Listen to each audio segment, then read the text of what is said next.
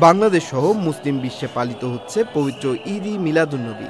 ইসলাম ধর্মের অন্যতম ধর্মীয় উৎসব যথাযথ ধর্মীয় ভাবগাম্ভীর্যের মধ্য দিয়ে পালন করে সারা বিশ্বের ধর্মপ্রাণ মুসলমান। মহানবী হযরত মুহাম্মদ সাল্লাল্লাহু আলাইহি সাল্লামের জন্ম ও ওয়াফাতের দিন উপলক্ষে জশ্নে জুলুস আয়োজন করা হয়।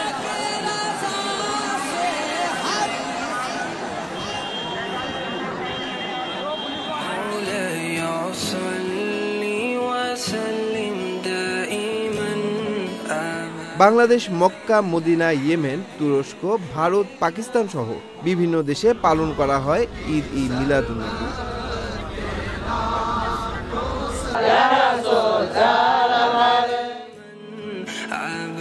570 খ্রিস্টাব্দের এই দিনে মানবজাতির জন্য রহমত হিসেবে প্রেরিত মহানবী হযরত মুহাম্মদ সাল্লাল্লাহু আলাইহি ওয়াসাল্লাম আরবের মক্কা নগরীর সম্ভ্রান্ত কুরাইশ বংশে মা আমিনার কোল আলোকিত করে জন্মগ্রহণ করেছিলেন।